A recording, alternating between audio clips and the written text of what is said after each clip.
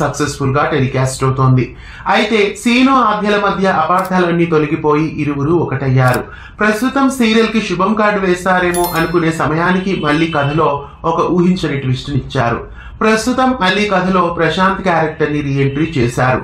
జైల్లో ఉన్న ప్రశాంత్ ని అస్మిత కష్టపడి బయటకు తీసుకొస్తుంది. ప్రశాంత్ ని పావుగా ఉపయోగించుకొని రామలక్ష్మికి చుక్కలు చూపించాలనే ప్లాన్ అస్మిత చేస్తోంది. ఈ నేపథ్యంలో రాబోయే ఎపిసోడ్స్ లో ప్రశాంత్ ని పెళ్లి చేసుకున్నట్లు నాటకం ఆడి ఆ ఇంట చేరుతున్నట్లు తెలుస్తోంది. పడమటి సంధ్యారాగం సీరియల్ ని ఇంకా కొంతకాలం పాటు కొనసాగించబోతున్నట్లు తెలుస్తోంది. కొత్త సీరియల్స్ వచ్చే సమయానికి ఈసారి పడమటి సంధ్యారాగం సీరియల్ అయితే ఎండ్ కాదు, వేరే ఏదో సీరియల్ నే ఎండ్ చేయబోతున్నట్లు తెలుస్తోంది. పడమటి సంధ్యారాగం సీరియల్లో ప్రశాంత్ క్యారెక్టర్ ని మళ్ళీ తీసుకురావడం, అస్మిత కోడలిగా చేరి రామలక్ష్మి మీద పగ తీర్చుకోవాలనుకోవడం, ఈ కాన్సెప్ట్ అంతా మీకెలా అనిపిస్తోంది? ఇదంతా అనవసరమైన కాన్సెప్ట్ లా మీకు అనిపిస్తోందా, లేదా ఇలాంటి కాన్సెప్ట్ తోనే ఇంకా ఈ సీరియల్ ని ఇంకా సాగదీస్తేనే బాగుంటుందా? మీకేమనిపిస్తోంది కామెంట్స్ లో తెలియజేయండి. ఇలాంటి మరెన్నో అప్డేట్స్ కోసం మన ఛానల్ ని సబ్స్క్రైబ్ చేసి గంట కొట్టేయండి.